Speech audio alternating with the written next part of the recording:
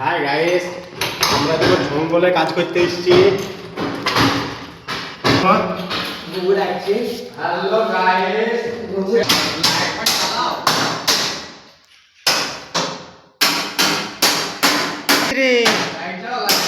মিস্ত্রি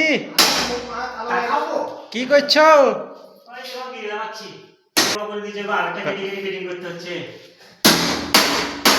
তোমরা তো ভালোই করছো গো।